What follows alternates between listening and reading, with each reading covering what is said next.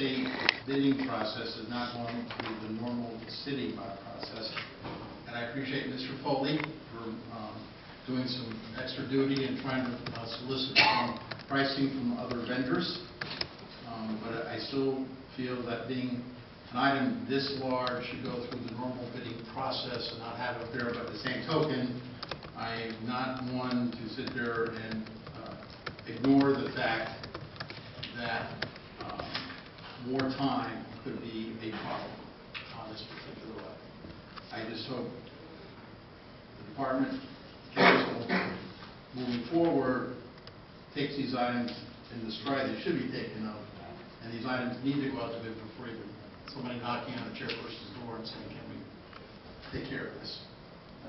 So as I said, I'm voting no, not because I don't want the public to be served, but because of the process of putting me in a situation that we're in time. Mr. Watts. Mr. Mayor, I agree with Doug. I also will be voting no.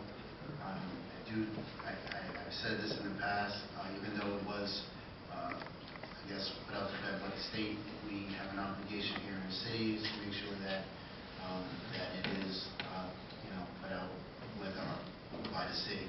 So I agree with Doug, and I share his concerns. So I'm also going to be voting no on this issue. Mr. Kimmel. Yeah, I will put it this way. First of all, I will be voting for the article. However, I do not disagree with the substance of Mr. Hempstead and Mr. Watts' remarks. The council was put, well, first of all, the Finance Committee and now the full council was put in a very, very difficult situation where we had severe reservations about a process that backed us into a corner, which we had, and now we have to vote on something that the city truly needs. On one hand, we were told that our radio system, which is a vital communication system, enabling DPW workers to communicate with each other, was 30 years old. It was on its last legs, and we desperately and quickly need a new system. However, we were also asked to understand or believe, for some inexplicable reason, it was not part of their capital budget request. If it was that important, it could not have possibly fallen through the cracks, as was suggested at the committee level. So, we can come to all kinds of conclusions about the organization of DPW, how they put their budget together, but I think that's neither here nor there. The ball was dropped, and it was dropped badly, and we were backed into a corner because we did need the radio system. There are other related budget issues about things that were requested that apparently were not that much, that were not needed as badly as we thought when we approved the budget, because the money is not going to be spent on those items. But that's a side issue. So what we have now is a situation where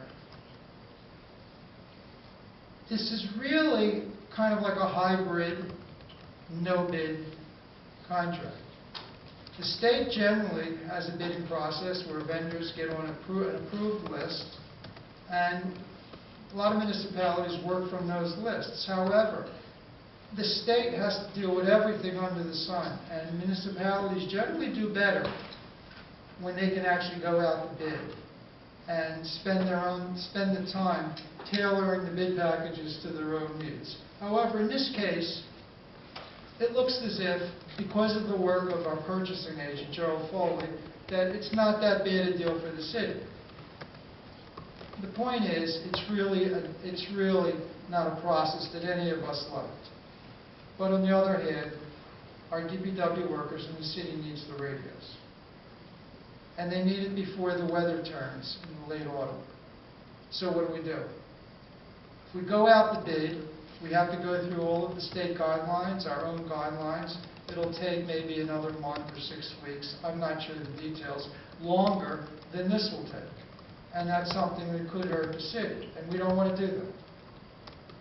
So my feeling is, perhaps for the last time, we bite the bullet, we approve this, we're not happy with the bidding process, Hopefully, we'll make sure it never happens again, and if it does, we will vote it down irrespective of the consequences. And as I said at a previous meeting about some fees, sometimes you have to say no one time for it to never happen again. However, our DPW workers need these systems. So I am willing to support it with reservations and a whole lot of sympathy for the remarks made by Mr. Watts and Mr. Hempstead. Mr. Petrini and then Mr. McCarthy? Yeah, I mean, I'm not going to rehash what Mr. Kimmel said, and I too am going to support this, which is, not always the case that I vote against Mr. Hempstead, but just a little bit further with everything that Mr. Kimmel said, and I believe the timing, if we were to go out for this, was going to be quite a bit longer. I mean, at one point we were talking about getting it well into the winter plowing season. And just so you know what's at stake, right now the communication is being handled between dispatch and DPW through handheld walkie-talkies. And you guys can correct me if I'm wrong, this is what I came out of the finance meeting. Or it can be done by cell phones. If you remember Hurricane Sandy, and here we are in hurricane season, when we lost our grid, the power went down, cell phones did not work for a number of days. And me and a representative of the Cranberry and Silvermine areas, and probably in the outstretches of Rowayton, handheld walkie-talkies are not going to work. And if you have no cell phones down, and the police have to communicate, or the fire have to communicate with DPW to get them there, as remote as it might be, it could happen. I'm not prepared to jeopardize health, welfare, and public safety for the simple fact that somebody might have dropped the ball along the way. I agree with Mr. Hempstead and Mr. Watts, and also to confirm what Bruce said, I feel the same thing, but I'm going to vote yes for this because I really don't want it on my conscience if this does turn out to be fruition. And let's get this thing in. We can get this thing going well into before the heart of hurricane season and well before the winter season. Mr. McCarthy and then Mr. Watts. Sure. Just speaking of it briefly, I think everybody's touched on it, and I don't think anybody has denied that there was an issue here. So it'd be, I could make the unusual statement of saying, I also agree with Mr. Hempstead and Mr. Watts to a certain extent, but agreeing with the subsequent speakers, I'll say that I'm also going to support this. And, I have to compliment Mrs. Burns. I mean, when she came to the committee meeting, I think she very well admitted that the process had not run perfectly, but that there were some honest mistakes made with respect to the state bid list, et cetera, that got us to where we are. And I think what we're doing now is, I think we have a very good line of sight that we're, although, to price reasonableness. But again, I don't think anybody could swear that we have gotten the absolute best price that we might have otherwise gotten. So there were definitely was a downside here, but the alternative being to wait and perhaps put the city at risk. It's not worth it, considering that this vendor is known to us, and that, again, Mr. Foley has done a significant amount of research that seems to indicate that we're still getting about the deal we would have gotten had we put it out to bid. Thank you. Mr. Watts. It's like deja vu all over again. We had one of these no bid contracts come out of the same committee by the same individuals on the, was that trash compactors? So 274,000 or whatever that was. We should have drew the line there. Now they're back again with another no bid contract. Me. This has to be. There are rules, there are procedures in place for city. And we're trying to be flexible. We agreed that, we'll do our best with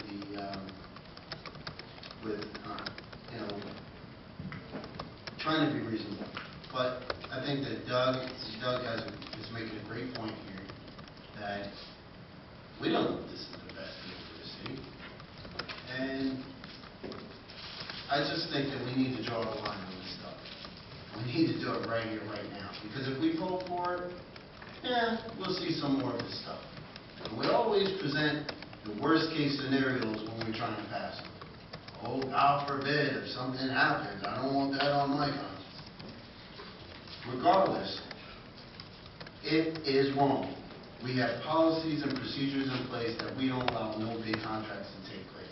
The public demands it, they hold everyone accountable, and we just can't continue to allow DPW to function like this. The DPW workers, they know how I feel about them. I support them 100%. But the city can allow $132,000, and this is coming right behind the no bid contract for the trash compactors. This is not right. This is absolutely wrong. And I think that we need to draw the line on it. We need to make sure that every purchase has been properly vetted through the proper channels. We just, you know, I don't like that boogeyman stuff. And I don't like to be put in a corner either. If you don't do this, something drastic is going to happen. And they use this excuse over and over and over again.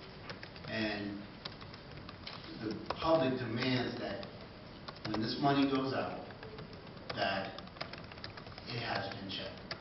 Apparently it's been checked by the state, but I don't know what their procedures are, but I know what our procedures are. And this purchase has not been vetted by us.